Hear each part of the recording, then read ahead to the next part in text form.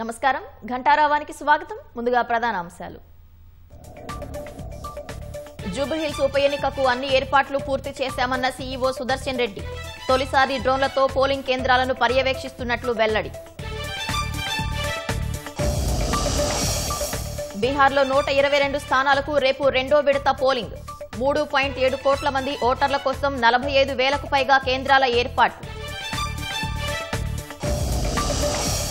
2026 డిసెంబర్లోపు Secunderabad railway station అభివృద్ధి పనులు పూర్తి విమానాశ్రయం తరహా సౌకర్యాలు అందుబాటులోకి వస్తాయన్న కిషన్ రెడ్డి అందశ్రీ మరణం పట్ల సంతాపం తెలిపిన ప్రధాని మోదీ సాంస్కృతిక మేధో ప్రపంచంలో తీరని లోటని విచారం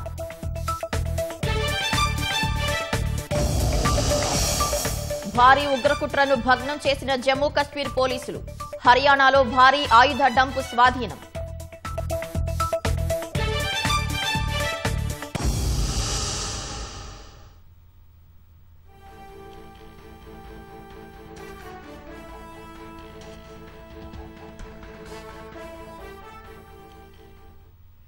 రేపు జూబ్లీహిల్స్ పోలింగ్ కు సంబంధించి తొలిసారి పోలింగ్ కేంద్రాల వద్ద డ్రోన్లతో పర్యవేక్షిస్తున్నట్లు రాష్ట్ర ప్రధాన ఎన్నికల అధికారి సుదర్శన్ రెడ్డి తెలిపారు.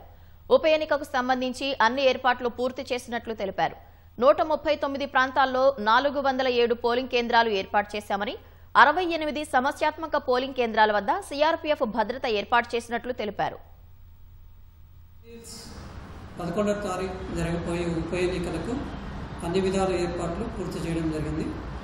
407 పోలింగ్ స్టేషన్స్ 139 పోలింగ్ స్టేషన్స్ లొకేషన్స్లో కావాల్సిన ఏర్పాట్లు వాటికి సమకూర్చడం జరిగింది.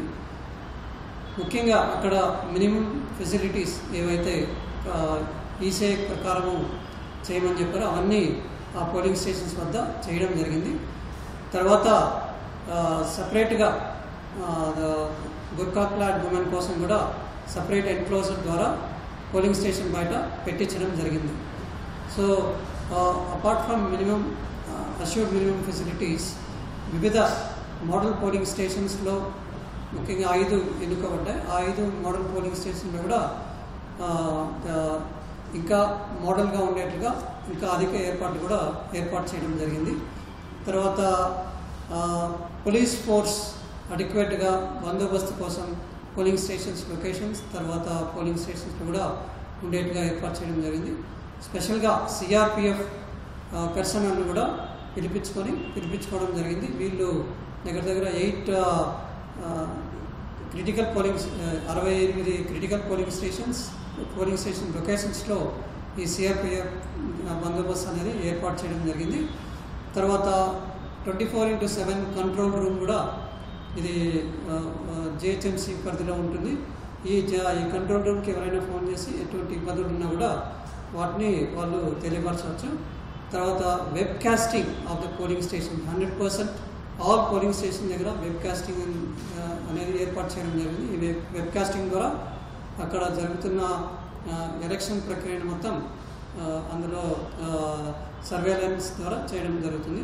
తర్వాత ఈసారి మొట్టమొదటిసారిగా డ్రోన్ ఫెసిలిటీస్ డ్రోన్స్ వాడి కూడా పోలింగ్ స్టేషన్స్ లొకేషన్స్ దగ్గర పర్యవేక్షించడం కోసం డ్రోన్ ఫెసిలిటీస్ కూడా ఏర్పాటు చేసుకోవడం జరిగింది. ఇంకా ఎటువంటి కంప్లైంట్స్ ఏమైనా ఉంటే కూడా మీరు 1950 1950 అనే ఫోన్ నెంబర్ కూడా మీరు ఫోన్ చేసి ఎటువంటి ఇబ్బందులు ఉన్నా కూడా ఫోన్ చేసి తెలియపరచవచ్చు.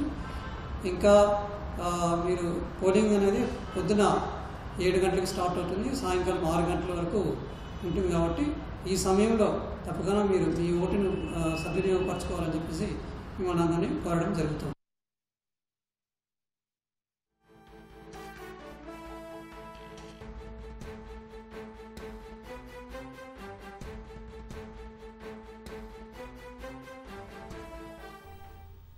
రేపు జూబ్లీహిల్స్ పోలింగ్ కు సంబంధించి తొలిసారి పోలింగ్ కేంద్రాల వద్ద డ్రోన్లతో పర్యవేక్షిస్తున్నట్లు రాష్ట్ర ప్రధాన ఎన్నికల అధికారి సుదర్శన్ రెడ్డి తెలిపారు.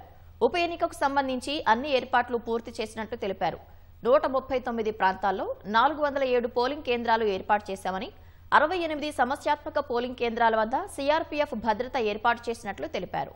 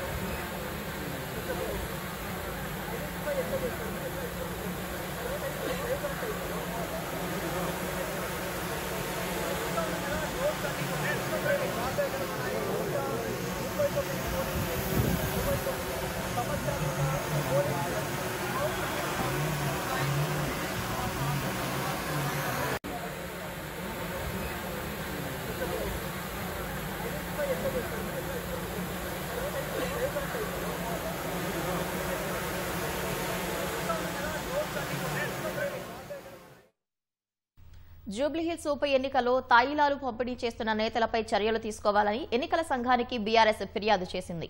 కాంగ్రెస్ నేతలు మద్యం, డబ్బులు, చీరలు విచ్చలవిడిగా పంపిణీ చేస్తుంటే పోలీసులు చోద్యం చూస్తున్నారని ఫిర్యాదు చేసినట్లు హరీష్ రావు తెలిపారు. సమస్యాత్మక కేంద్రాల వద్ద కేంద్ర బలగాలను పెంచాలని కోరినట్లు వివరించారు.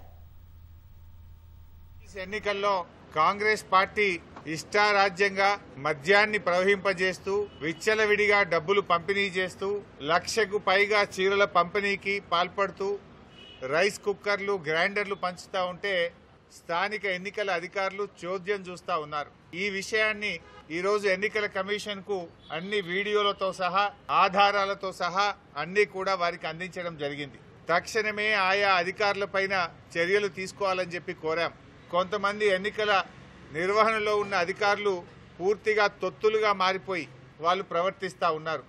అక్కడి నుంచి సివిజిల్ యాప్ లో కంప్లైంట్ ఇచ్చాం, కొన్ని వీడియోలతో సహా కంప్లైంట్ ఇచ్చాం, వాట్సాప్ లో కూడా పోలీస్ అధికారులకు కంప్లైంట్లు పంపాం. వీళ్ళు అక్కడికి వెళ్ళకపోవడం, వెళ్ళడానికంటే ముందే సమాచారం ఇచ్చి వీళ్ళు లేటుగా ఆలస్యంగా వెళ్లే విధంగా ప్రవర్తిస్తా ఉన్నారు. ఎందుకు ఎన్నికల అధికారులు పట్టించుకోవడం లేదు? ఇవన్నీ విషయాలను కూడా ఈరోజు ఎలక్షన్ కమిషన్ దృష్టికి తీసుకువెళ్ళాం. ముఖ్యంగా కొన్ని సెన్సిటివ్ బూత్స్ ను గుర్తించి అక్కడ పోలీస్ ఫోర్స్, సెంట్రల్ బలగాలు పెట్టండి. ఆయా పోలింగ్ స్టేషన్ల వారీగా వివరాలు కూడా ఎన్నికల కమిషన్ కు అందించాం. బీహార్లో 122 స్థానాలకు రేపు జరిగే చివరి విడత పోలింగ్ కు అన్ని ఏర్పాట్లు పూర్తయ్యాయి. ఉదయం 7 గంటల నుంచి సాయంత్రం 6 గంటల వరకు ఓటింగ్ జరగనుంది. 12 మంది మంత్రులు సహా 1302 మంది అభ్యర్థులు పోటీలో ఉన్నారు. 3.7 కోట్ల మంది ఓటర్ల కోసం 45,000కు పైగా పోలింగ్ కేంద్రాలను ఏర్పాటు చేశారు. ఎన్నికలు స్వేచ్ఛగా, పారదర్శకంగా జరిగేందుకు ఈసీ పెద్ద ఎత్తున ఏర్పాట్లు చేసింది.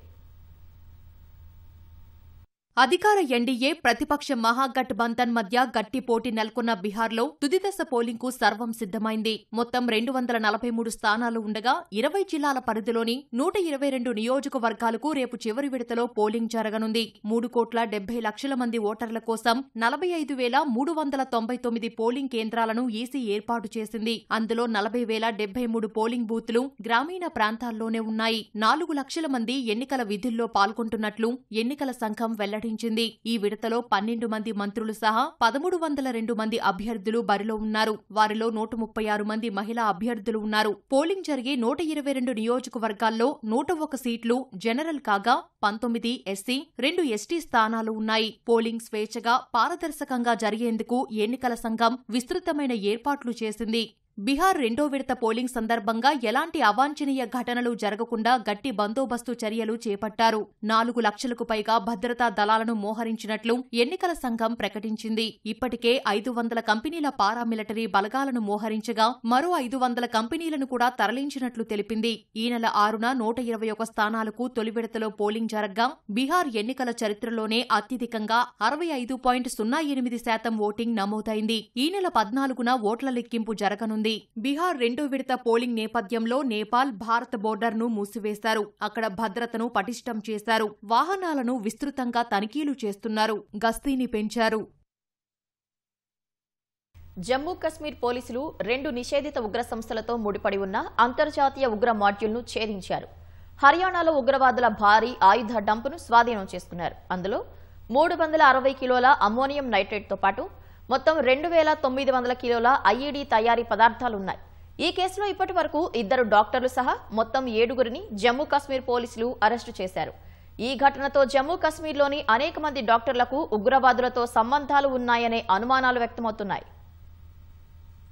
జమ్మూ కశ్మీర్, హర్యానా పోలీసులు సంయుక్తంగా ఆపరేషన్ నిర్వహించి భారీ ఉగ్రకుట్ర భగ్నం చేశారు. హర్యానా ఫరీదాబాద్లోని అల్ ఫలాహ్ వైద్య కళాశాలలో భారీ ఆయుధ డంప్ను స్వాధీనం చేసుకున్నారు. అందులో 2 రైఫిళ్లు, పేలుడు పదార్థాలను తయారు చేసేందుకు నిల్వ ఉంచిన 360 కిలోల అమ్మోనియం నైట్రేట్ టైమర్లు ఉన్నాయి. పక్షం రోజుల క్రితం AK-47 రైఫిల్తో పాటు మందుగుండు సామాగ్రిని అక్రమంగా కలిగి ఉన్న కేసులో అనంతనాగ్ ఆసుపత్రి వైద్యుడు ఆదిల్ అహ్మద్ రాథర్ను పోలీసులు అరెస్టు చేశారు. తీగలాగితే డొంక కదిలినట్లు పోలీసుల ఇంటరాగేషన్లో అతడు కీలక విషయాలు వెల్లడించారు. డాక్టర్ ఆదిలిచ్చిన సమాచారం మేరకు హర్యానా ఫరీదాబాద్లోని అల్ ఫలాహ్ ఆసుపత్రిలో పనిచేసే మరో డాక్టర్ ముజామిల్ షకీల్ను అదుపులోకి తీసుకుని ప్రశ్నించగా ఈ విషయం బయటపడింది. పేలుడు పదార్థాలను నిల్వ చేసిన షకీల్కు అవి ఎక్కడి నుంచి వచ్చాయో తెలియాల్సి ఉంది. ఇద్దరు డాక్టర్లపై యూఏపీఏ కేసులు నమోదు చేసి జమ్మూ కశ్మీర్కు తరలించి విచారిస్తున్నట్లు పోలీసులు తెలిపారు. ముందు 360 కిలోల అమోనియం నైట్రేట్ను ఆర్డీఎక్స్గా, రైఫిళ్లను AK-47లుగా భావించామని, కానీ విచారణలో అవి కాదని తేలిందని వెల్లడించారు. one Karankop assault rifle with 3 magazines and 83 live rounds, एक pistol with 8 live rounds, 2 empty cartridges, 2 additional magazines. इसके अलावा 8 बड़े सूटकेसेस हैं, 4 छोटे सूटकेसेस हैं, प्लस एक बकेट, जिनसे अप्रोक्सीमेटली 360 kg जो है इनफ्लेमेबल मटेरियल बरामद हुआ है, जो कि सस्पेक्टेड अमोनियम नाइट्रेट है. और इसके अलावा टाइमर्स 20, टाइमर्स विद बैटरीज 4, एक जो है remotes 24, heavy metal approximately 5 kg और walkie talkie set, electric wiring, batteries एवं अन्य इस तरह का जो कॉन्ट्राबैंड मटेरियल है वो रिकवर किया गया. आरडीएक्स वाली जो बात आ रही थी वो नहीं. हाँ, आरडीएक्स वाली बात गलत है. It is not RDX. AK-47 वाली sir it is not AK-47. मैंने बताया इट इज बेसिकली कैरनकॉप असॉल्ट राइफल. ये AK-47 के जैसी होती है, उससे थोड़ी छोटी होती है इसकी rifle, but it is not AK-47.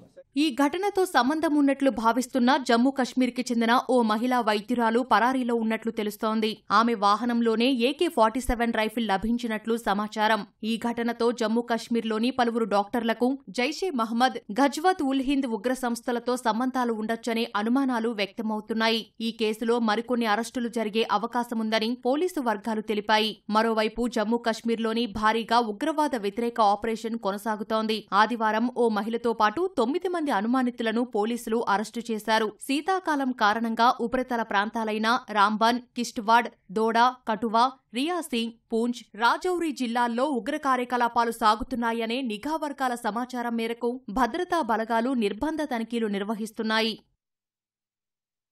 కర్ణాటకలో ఈ నెలలోనే సీఎం మార్పు ఉండొచ్చన్న ప్రచారం జోరందుకున్న వేళ కీలక పరిణామం చోటు చేసుకుంది. కర్ణాటక ముఖ్యమంత్రి సిద్దరామయ్యతో భేటీ అయ్యేందుకు కాంగ్రెస్ అగ్రనాయకులు సమయం ఇవ్వలేదన్న వార్త చర్చనీయాంశమైంది. ఓ పుస్తక కార్యక్రమంలో భాగంగా ఢిల్లీకి వెళ్లనున్న సిద్దరామయ్య కాంగ్రెస్ అగ్రనేతలతో భేటీ అయ్యేందుకు సమయం కోరగా వారు నిరాకరించినట్లు తెలుస్తోంది. ప్రస్తుతం సమావేశం అవసరం లేదని కాంగ్రెస్ అధిష్టానం సిద్దరామయ్యకు స్పష్టం చేసిందని సమాచారం. కర్ణాటకలో కాంగ్రెస్ ప్రభుత్వం ఏర్పడి 2.5 ఏళ్లు పూర్తి కావస్తున్న నేపథ్యంలో ఈ పరిణామం చోటు చేసుకుంది. పార్టీ కేంద్ర నాయకత్వం సమయం ఇవ్వడానికి నిరాకరించినా సిద్దు తన ప్రభుత్వంపై విశ్వాసం వ్యక్తం చేస్తున్నారు. మరోవైపు వారం వ్యవధిలో 2 సార్లు డీకే శివకుమార్ ఢిల్లీ పర్యటనకు వెళ్లారు. పార్టీ ఏ క్షణంలోనైనా తనకు ముఖ్యమంత్రిగా అవకాశం కల్పిస్తుందని డీకే భావిస్తున్నారు. ఈసారి కూర్పులో తనకు మద్దతుగా ఉండే నాయకులకు పెద్దపీట వేసే దిశలో డీకే పావులు కదుపుతున్నారు. బీహార్ ఫలితాలు వచ్చిన వెంటనే రాహుల్ గాంధీ విదేశాలకు వెళ్లిపోయే అవకాశం ఉండటంతో అంతకు ముందే జాబితాను అధిష్టానానికి పంపించాలని డీకే భావిస్తున్నట్లు జాతీయ మీడియాలో వార్తలు వస్తున్నాయి.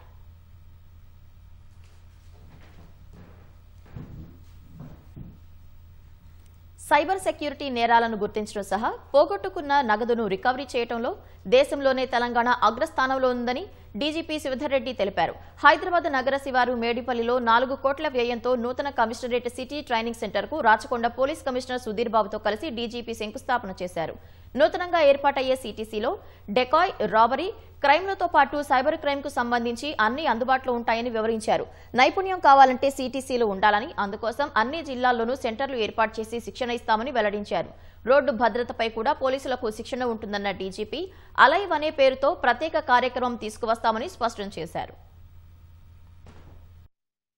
సైబర్ సెక్యూరిటీ బ్యూరో అనే ఒక సంస్థను ఏర్పాటు చేసుకున్నాం. ఆ సంస్థ లాస్ట్ 1.5-2 years లో చాలా బలోపేతం చేసినాం. ఆఫీసర్లను పెంచినాం, ఆఫీసర్లకి ఫెసిలిటీస్ ఇచ్చినాం, కార్లు, వెహికల్స్ వాళ్ళకు, అట్లాగే వాళ్ళ నైపుణ్యాలను పెంచేందుకని చెప్పి డిఫరెంట్ ప్లేస్లకి పంపించేసి వాళ్ళకి ట్రైనింగ్ ఇస్తున్నాం. ఇట్లా దాంతో నైపుణ్యం పెంచుకోవడం వల్ల భారతదేశంలోనే నెంబర్ 1 స్థానంలో ఉంది తెలంగాణ. సైబర్ సెక్యూరిటీ సంబంధించిన క్రైమ్స్ డిటెక్ట్ చేయడంలో కానీ, అందులో పోయినటువంటి డబ్బులను మళ్ళీ రికవరీ చేయడంలో కానీ ఇది చాలా మామూలు విషయం కాదు. సో అట్లాగే అట్లాంటి దానికి సంబంధించినటువంటి ఒక సైబర్ సెక్యూరిటీ బ్యూరో ఒక స్టేట్ లెవెల్ ఆర్గనైజేషన్ ఉంటే సరిపోదు.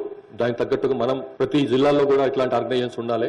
దానికి ట్రైనింగ్ కావాలి. ముఖ్యంగా మన నైపుణ్యాలని, మన స్కిల్స్ ని పెంచుకోవాలి. అట్లా స్కిల్స్ నైపుణ్యాలు పెంచుకోవాలంటే సిటీసీ లాంటి సంస్థలు చాలా అవసరం.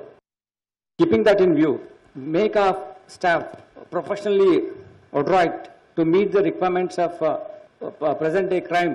We have established this CTC, and we are thankful to Divi's Laboratories for coming forward in their CSR initiative to come up with this city training center. Rajkonda Commissionerate established in 2016, 10 years or so. It is growing. The first time we have now come up with the facility of CTC.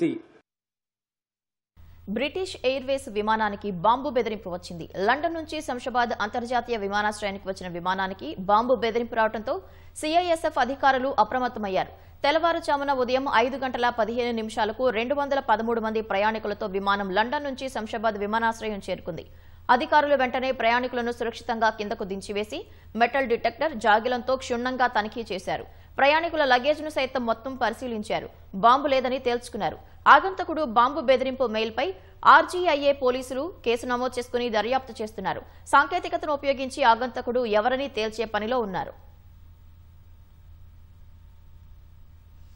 సాదా బైనామా ద్వారా కొనుగోలు చేసి దశాబ్దాలుగా నివాసముంటున్న భూములకు నోటీసులు జారీ చేయడంపై బాధితులు మండిపడ్డారు. కరీంనగర్ జిల్లా కలెక్టరేట్లో జరిగిన ప్రజావాణిలో అధికారులకు వినతి పత్రం సమర్పించారు. గంగాధర మండలం గర్సెకుర్తికి చెందిన సుమారు 100 కుటుంబాలు విజయనగర కాలనీలో నివాసముంటున్నారు. ధరణి వచ్చిన క్రమంలో కల్వకోట హనుమంతరావు అనే వ్యక్తి తమ భూమి అని ఆరోపిస్తూ కాలనీవాసులకు నోటీసులు ఇచ్చారు. కల్వకోట హనుమంతరావు వేసిన పిటిషన్పై హైకోర్టు విచారించి కొట్టివేసింది. అయినా ప్రస్తుతం వారి వారసుల పేరిట మరోసారి నోటీసులు పంపించడంపై గ్రామస్తులు మండిపడుతున్నారు. భూభారతిలో పేరును శాశ్వతంగా తొలగించి న్యాయం చేయాలని కోరుతున్నారు. కరీంనగర్ జిల్లా గన్నేరువరం మండలం గోపాల్పూర్కు చెందిన ఓ దళిత కుటుంబం 3 ఏళ్లుగా తిరుగుతున్నా న్యాయం జరగటం లేదంటూ కలెక్టరేట్ ఆవరణలో పురుగుల మందు తాగేందుకు ప్రయత్నించారు. అక్కడే ఉన్న పోలీసులు వారిని అడ్డుకొని సముదాయించారు. సర్వే పూర్తయినా హద్దులు చూపించడం లేదని బాధితులు ఆరోపిస్తున్నారు. 70-80 సంవత్సరాల నుండి మేము ఇల్లు కట్టుకొని జీవిస్తూ ఉన్నాం. మాకు అన్ని పన్నులు ఉన్నాయి, అన్ని రసీదులు ఉన్నాయి మా దగ్గర. కానీ వాళ్ళు ఇప్పుడు మమ్మల్ని మళ్ళీ ఇబ్బంది పెడతా ఉన్నారు. దీని కలెక్టర్ మేడం స్పందించి దీన్ని మాకు ఫేవర్ చేయవలసిందిగా కోరుతా ఉన్నాం. వారసత్వం లేకనే మా తండ్రులు కొనుక్కున్నారు. మా తండ్రుల నుంచి మా తాతల నుంచి ఇక్కడ దాకా మాకు వచ్చింది. మేము కొనుక్కున్న భూమి జాగాలను ఇప్పుడు మాకు కావాలని కొట్లాడితే మాకు రద్దు చేయాలని కొట్లాడుతాను. మా తాతల లాట్స్ ఉంది, పాత పాస్ బుక్లు ఉన్నాయి, కొత్త పాస్ బుక్లు ఉన్నాయి. అయినా కానీ మమ్మల్ని ఎవరు పట్టించుకున్నారు. ఎంఆర్ఓ దగ్గరకు పోతే మా బుక్కులు తీసి పారెత్తు. గతం ఇచ్చినాం సార్, 3 ఏళ్ళ తిరగబట్టి ఇద్దరికి లంచాలు అందుతున్నాయి. మాకు లంచాలు పెట్టుకున్నంత స్తోమత లేదు. ఒక్కటే ఉన్న స్తోమత మా ప్రాణం మీద తీసుకుంటే మా పిల్లలకన్నా భూమి వస్తుందని ఉద్దేశం కొద్ది మేము ఇటు దాకా వచ్చినాం. పిలిచిన తర్వాత కాయిదాల ప్రకారంగా మీరున్నారు, మోక ప్రకారంగా వాళ్ళు ఉన్నారు. దానికి మేము ఏమేం చెయ్యం, వాళ్ళే దున్నుకుంటారు. అంటే ఎట్లా దున్నుకుంటారు? ఈ కాయిదాలు ఏమన్నా ఇప్పటియా 70 ఏళ్ల నుంచి 70-80 ఏళ్ల నుంచి ఇదే కాయిదాలు. ఆ భూమిలో మేమే దున్నుకుంటామని అంతా చెత్త అంతా కొట్టేసుకొని గుడిసేసుకున్నాం. గుడిసేవని ఆత్రి గుడిసెగాల పెట్టిండు. మీకు రాలే అమ్మ, వాళ్ళకు రాలే. దాన్ని పరిష్కారం చేసినాక అందరు దున్నుకోండి అని చెప్పిండు మమ్మల్ని. వాళ్ళది మాకు అవసరం లేదు, మాకు వచ్చినంత మందం మీరు గట్టి పెట్టిపోండి అని చెప్పినాం. ఆ గట్టి పెట్టనిత్తలేడు, ఇలా రానిత్తలేడు. కవి, రచయిత అందెశ్రీ మృతి పట్ల ప్రధాని నరేంద్ర మోదీ ప్రగాఢ సంతాపాన్ని వ్యక్తం చేశారు. ఆయన మృతి దేశ సాంస్కృతిక మేధో ప్రపంచానికి తీర్చలేని లోటని మోదీ సామాజిక మాధ్యమం ఎక్స్లో పోస్టు చేశారు. అందెశ్రీ ఆలోచనలు తెలంగాణ ఆత్మను ప్రతిబింబిస్తాయన్న ప్రధాని ఆయన పదాలకు హృదయాలను కదిలించే శక్తి ఉందంటూ నివాళి అర్పించారు. అందెశ్రీ మరణ వార్త విని దిగ్భ్రాంతికి గురయ్యానని ఏపీ ముఖ్యమంత్రి చంద్రబాబు నాయుడు సంతాపం వ్యక్తం చేశారు. అందెశ్రీ కుటుంబ సభ్యులకు ప్రగాఢ సానుభూతి తెలిపిన బాబు ఆయన మరణం తెలుగు సాహితీ లోకానికి తీరని లోటని పేర్కొన్నారు. అందెశ్రీ హఠాన్ మరణం దిగ్భ్రాంతి కలిగించిందని ఏపీ ఉప ముఖ్యమంత్రి పవన్ కళ్యాణ్ అన్నారు. అందెశ్రీ రచనా ప్రస్థానం ప్రతి ఒక్కరిని ఆకట్టుకుంటుందన్నారు. అందెశ్రీ తెలంగాణ జానపదాలపై, మాండలికంపై పట్టు కలిగిన రచయితగా గుర్తింపు పొందారని వ్యాఖ్యానించారు. సాధారణ కుటుంబం నుంచి వచ్చి ఒక గొప్ప రచయితగా ఎదిగిన ఆయన జీవన ప్రస్థానం నేటి తరానికి స్ఫూర్తిదాయకమని మాజీ ఉపరాష్ట్రపతి వెంకయ్య నాయుడు అన్నారు. ఒక గొప్ప రచయితను కోల్పోవటం తెలుగు సాహిత్య లోకానికి తీరని లోటన్నారు.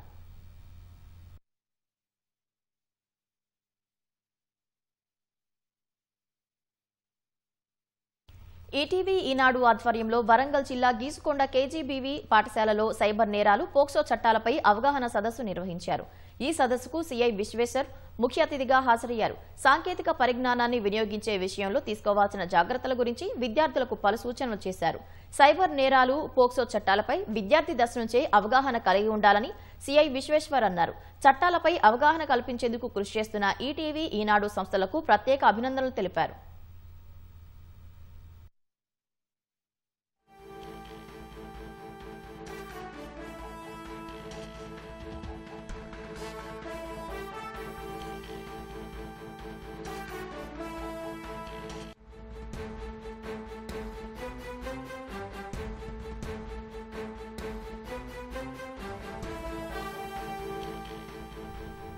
తాజా అంశాన్ని చూస్తున్నాం. కేపీసీ ప్రాజెక్టు కార్యాలయంలో జీఎస్టీ అధికారుల సోదాలు జరుగుతున్నాయి. దీనికి సంబంధించి మరింత సమాచారం మా ప్రతినిధి తిరుపాల్ని అడిగి తెలుసుకుందాం. తిరుపాల్, జీఎస్టీ అధికారుల సోదాలకు సంబంధించి తాజా సమాచారం ఏంటి? పవిత్ర, కేపీసీ ప్రాజెక్ట్స్ కార్యాలయాలపైన మధ్యాహ్నం నుంచి జీఎస్టీ అధికారులు సోదాలు చేస్తున్నట్టుగా సమాచారం. మొత్తం 7 బృందాలు ఈ సోదాల్లో పాల్గొన్నట్టుగా అధికారులు చెప్తున్నారు. ఇందులో ఒకే డివిజన్ సంబంధించి దాడులు నిర్వహించకుండా 3 కమర్షియల్ ట్యాక్స్ జీఎస్టీకి సంబంధించిన డివిజన్లకు సంబంధించిన ప్రత్యేక బృందాలతో ఈ దాడులు కొనసాగుతున్నాయి. ప్రధానంగా బేగంపేట జాయింట్ కమిషనర్ రూపా సౌమ్య, అదేవిధంగా పంజాగుట్ట జాయింట్ కమిషనర్ ఏడుగుంట, అదేవిధంగా రవిచంద్ర, వీళ్ళందరి ఆధ్వర్యంలో మొత్తం 7 బృందాలు సోదాలు నిర్వహిస్తున్నాయి. ఇవి ఈ రోజు అర్ధరాత్రి వరకు కొనసాగే అవకాశాలు కనిపిస్తున్నాయి. భారీ ఎత్తున వీళ్ళు చేస్తున్న వ్యాపారానికి, వీళ్ళు చెల్లిస్తున్న జీఎస్టీకి వ్యత్యాసం ఉండడంతో ఈ సోదాలు నిర్వహిస్తున్నట్టుగా మనకు సమాచారం ఉన్నది. Commercial tax commissioner Raghunandan Rao నేతృత్వంలో రఘునందన్ రావు ఆదేశాలతో ఈ 7 బృందాలు ఈ కేపీసీ ప్రాజెక్ట్స్ సంబంధించిన కార్యాలయం పైన సోదాలు నిర్వహిస్తున్నారు. ఈ సంస్థ, ఈ నిర్మాణ సంస్థ దాదాపు 1975 నుంచి కూడా కొనసాగుతున్న సంస్థ. పెద్ద ఎత్తున ఇది నిర్మాణాలకు సంబంధించిన పెద్ద ఎత్తున నిర్మాణాలు కొనసాగిస్తుంది. అయితే ఇది ఏదైతే లావాదేవీలు కొనసాగిస్తుందో ఆ వ్యాపార లావాదేవీలకు సంబంధించి ఇది చేస్తున్న వ్యాపార లావాదేవీలకు, అదేవిధంగా ఇది చెల్లిస్తున్న జీఎస్టీకి కొంత వ్యత్యాసం ఉన్నట్టుగా ప్రాథమికంగా గుర్తించిన ఒక వాణిజ్య పనుల శాఖ ఈవేళ సోదాలు నిర్వహిస్తుంది. ఈ సోదాలలో వాళ్ళు నిర్వహిస్తున్న వ్యాపార లావాదేవీలకు సంబంధించిన పూర్తిగా రికార్డులను కూడా పరిశీలిస్తున్నారు. వాళ్ళు చెల్లించిన జీఎస్టీకి సంబంధించి కానీ, వాళ్ళు చెల్లించిన ఇన్కమ్ ట్యాక్స్ కానీ వెన్నింటి కూడా పరిశీలించిన తర్వాత రికార్డులన్నీ స్వాధీనం చేసుకొని పూర్తి స్థాయిలో దీని మీద ఆడిట్ చేసిన తర్వాత ఎంత మేర ఎగవేతకు పాల్పడుతున్నారు, ఎప్పటి నుంచి ఎగవేతకు పాల్పడుతున్నారు అన్నది తేలే అవకాశం ఉండాలి. పవిత్ర, ధన్యవాదాలు తిరుపాల్.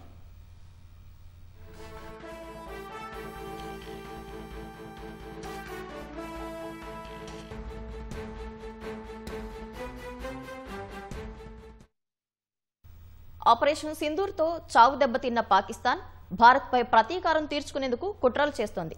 భారత్పై ఉగ్రదాడులు చేసేందుకు కొత్త మార్గాలు అన్వేషిస్తోంది.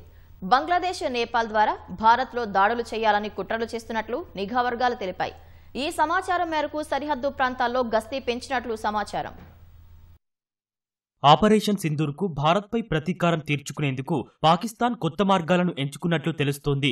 భారత్ చుట్టూ ఉగ్రవాద స్థావరాల విస్తరణకు కుట్రలు చేస్తున్నట్లు నిఘా వర్గాలు హెచ్చరించాయి. ఇందుకోసం బంగ్లాదేశ్, నేపాల్లోని కొన్ని ప్రాంతాల్లో ఉగ్రస్థావరాలు, శిక్షణ కేంద్రాలను సిద్ధం చేస్తున్నట్లు తెలుస్తోంది. దేశ సరిహద్దుకు కొన్ని కిలోమీటర్ల దూరంలో ఉగ్రస్థావరాల ఏర్పాటుకు పాక్ సన్నాహాలు చేస్తున్నట్లు తెలిపాయి. ఆపరేషన్ సింధూర్ తర్వాత ఈ చర్యలు మరింత వేగవంతం అయినట్లు సమాచారం. ఇటీవల బంగ్లాదేశ్, నేపాల్ సరిహద్దుల్లో పలువురు అనుమానితులను భద్రతా దళాలు అరెస్టు చేశాయి. వారిని ప్రశ్నించగా ఈ విషయాలు వెల్లడైనట్లు నిఘా వర్గాలు పేర్కొన్నాయి. పొరుగు దేశాల్లో విదేశీ నిధులతో ఏర్పాటవుతున్న పలు ప్రాజెక్టులను కూడా టార్గెట్ చేసినట్లు తెలిపాయి. ఈ నేపథ్యంలో సరిహద్దు ప్రాంతాల్లో భద్రతా దళాలు గస్తీని కట్టుదిట్టం చేశాయి. లష్కరే తొయిబా, జైషే మహ్మద్ ఉగ్ర సంస్థలు నేపాల్లో కార్యకలాపాల విస్తరణకు ప్రణాళిక రచించినట్లు నిఘా వర్గాలు వెల్లడించాయి. అల్ ఖైదా, ఐసిస్లు 5 నెలలుగా బంగ్లాదేశ్లో కార్యకలాపాలను విస్తరించే ప్రయత్నాలను ముమ్మరం చేసినట్లు తెలిపాయి. జమాత్ ఉల్ దవా చీఫ్ హఫీజ్ సయ్యూద్ బంగ్లాదేశ్ నుంచి భారత్లో దాడులు చేసేందుకు కుట్ర చేస్తున్నట్లు వెల్లడించాయి. బంగ్లా యువతకు శిక్షణ ఇచ్చేందుకు సయ్యూద్ ఇప్పటికే